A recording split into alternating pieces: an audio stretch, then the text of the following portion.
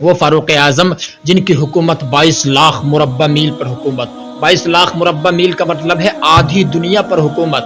آج تو اگر ایک ملک کا انسان پی ایم بن جاتا ہے تو وہ پھولے نہیں سماتا ہے، لیکن آدھی دنیا پر حکومت کس کی ہے؟ نبی کے صحابی کی، نبی کے غلام کی، فاروق اعظم کی حکومت ہے آدھی دنیا پر۔ السلام علیکم ورحمۃ اللہ، الصلاۃ والسلام علیک یا رسول اللہ وعلی آلک واصحابک سیدی یا رسول اللہ۔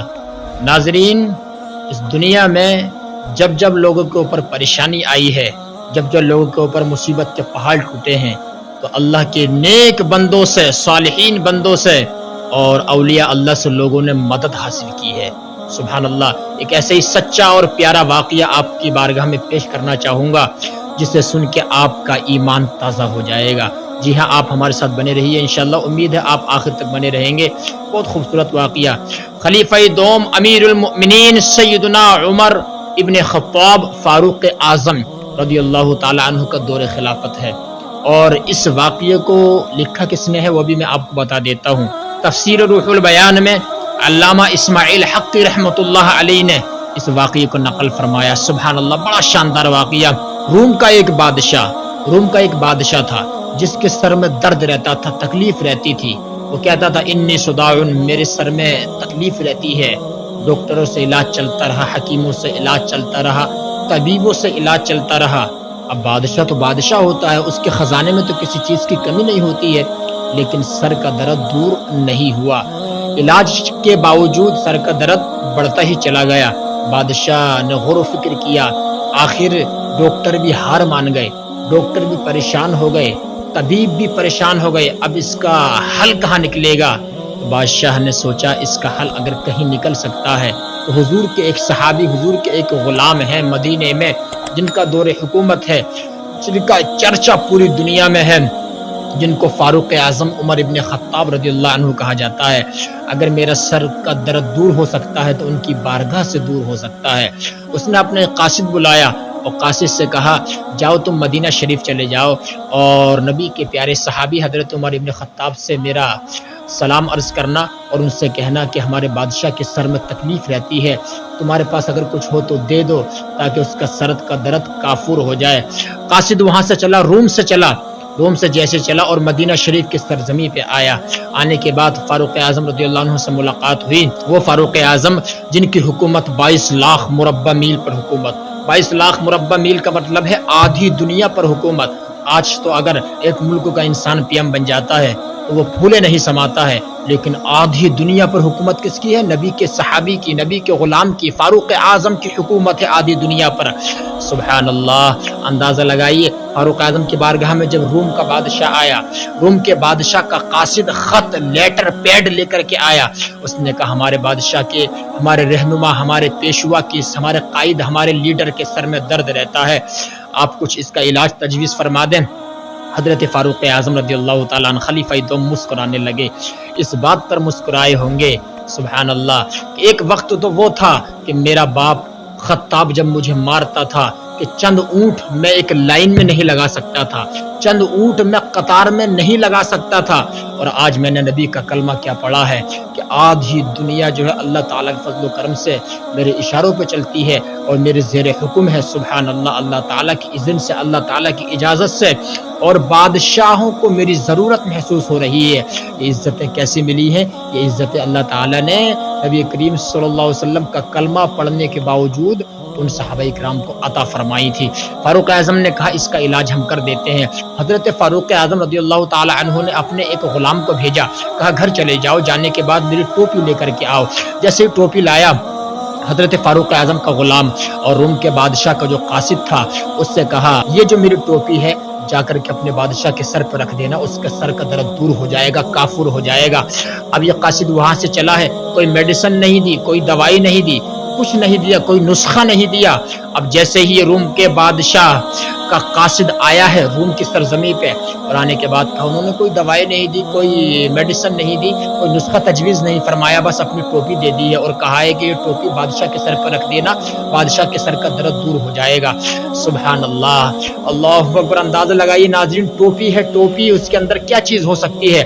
بادشاہ نے جیسے ہی فاروق اعظم رضی اللہ عنہ کی ٹوپی مبارک کو سر پہ لگایا، ٹوپی مبارک کا پہننا تھا سر کے اوپر، کہ جو درد، جو تکلیف سر کی مہینوں سے چلتی آ رہی تھی، طبیب ہار گئے تھے، ڈاکٹر پریشان ہو گئے تھے، ڈاکٹر عاجز ہو گئے تھے، فاروق اعظم کی ٹوپی کیا لگائی ہے اس بادشاہ نے کہ سر کا درد منٹوں سیکنڈوں میں دور ہو گیا۔ سبحان اللہ، اللہ اکبر۔ اب بادشاہ سکون کی زندگی گزرنے لگے، بادشاہ کی زندگی آرام سے گزرنے لگی۔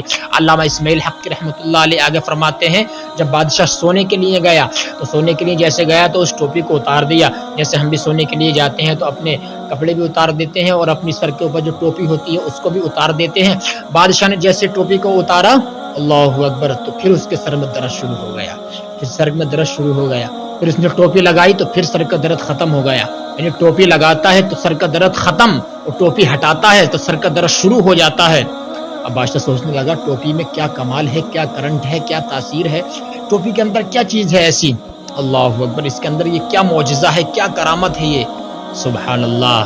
بادشاہ کو جب برداشت نہیں ہوئی بات، جب اس سے ہضم نہیں ہوئی بات، تو بادشاہ سے جب برداشت سے باہر ہو گیا معاملہ، ٹوپی کے اندر کوئی تو تاثیر ہے، بادشاہ نے اس ٹوپی کو پھاڑ دیا اندر سے۔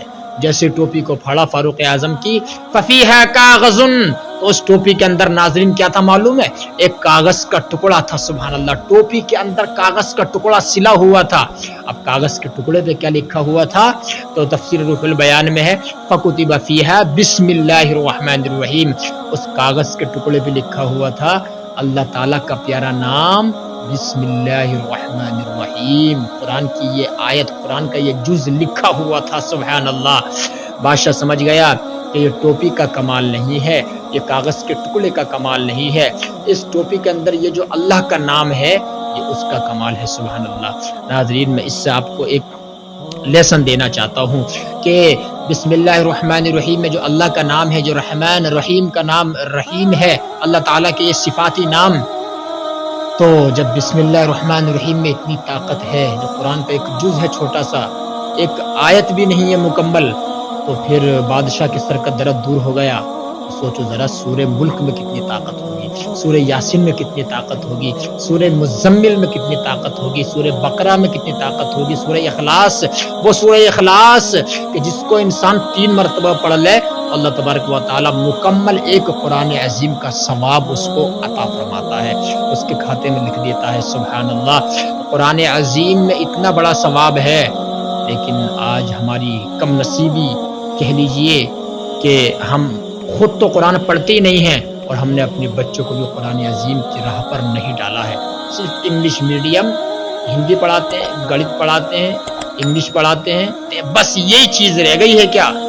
ہندی دنیاوی اعتبار سے پڑھائیے، انگلش پڑھائیے، میتھ بھی پڑھائیے، سب دنیاوی اعتبار سے زندگی گزارنے کے لیے سب چیزیں ضروری ہیں، لیکن آپ ہیں مسلمان، سب سے پہلے ان چیزوں کو بعد میں پڑھائیے، ان سے پہلے قرآن پڑھائیے۔ دنیاوی امور بعد میں، تجارت کے معاملے، بزنس کے معاملے بعد میں سکھائیے، سب سے پہلے قرآن عظیم سکھائیے۔ وہ قرآن عظیم کے جس کو اگر نبی کریم صلی اللہ علیہ وآلہ وسلم نے ارشاد فرمایا، لا اقول الف لام میم حرف واحد، میں یہ نہیں کہتا الف لام میم ایک حرف ہے، بل الف حرف واحد ولام حرف واحد ومیم حرف واحد، بلکہ میں تو یہ کہتا ہوں کہ الف ایک الگ حرف ہے، لام دوسرا حرف ہے، اور میم تیسرا حرف ہے۔ تو جو انسان الف لام میم اپنی زبان سے ادا کر لیتا ہے، اللہ تعالیٰ اس کے کھاتے میں، یعنی اس کے نامہ اعمال میں 30 نیکیاں عطا فرما دیتا ہے، سبحان اللہ، 30 نیکیاں اس کے کھاتے میں لکھوا دیتا ہے فرشتوں سے، سبحان اللہ۔ قرآن عظیم بہت بڑی دولت ہے۔ کتنے ہمارے بھائی ایسے ہیں جنہوں نے قرآن عظیم پڑھا تھا 15-20 سال کی عمر میں، آج ان کی ایج جو ہے ادھیڑ عمر سے زیادہ ہو گئی، ان کی عمر 40-45 سے کراس ہو رہی ہے، لیکن قرآن عظیم کھول کے نہیں دیکھا، جزدان میں رکھا ہوا ہے، طاقوں میں دھول جم گئی، گرد و غبار جم گئی، نہیں پڑھتے ہیں قرآن عظیم۔ پڑھو قرآن عظیم، قرآن عظیم میں کام آئے گا. قرآن عظیم سے قبر میں روشنی ہوگی, روشنی قبر کے اندر. قرآن عظیم سے قبر کے سوالات میں آسانی ہوگی. اللہ تعالیٰ راضی ہوتا ہے. کتابوں میں آتا ہے جو سوتے وقت سورہ ملک پڑھ کے سو جاتا ہے, جو ہر روز سورہ ملک سوتے وقت پڑھے, تو جب قبر میں وہ جائے گا تو سورہ ملک اللہ تبارک و تعالیٰ کی بارگاہ میں عرض کرے گی, یا اللہ اس نے مجھے ہر روز تلاوت کیا تھا, اس کو تو بخش دے. اللہ تعالیٰ فرمائے گا یہ بڑا گناہ گار ہے, بخشش کے لائق نہیں ہے. تو سورہ ملک عرض کرے گی, یا اللہ کیا میں تیرا کلام نہیں ہوں؟ اللہ تعالیٰ فرمائے گا تو میرا کلام ہے, تو میرا کلام ہے. تو سورہ ملک کہے گی, سورہ ملک کہے گی, یا اللہ اس نے میری روزانہ تلاوت کی ہے, یا تو تم مجھے اپنے کلام سے نکال دے, یا اس نے مجھے پڑھا ہے, میرے پڑھنے کی برکت سے اس کی بخشش فرما دے.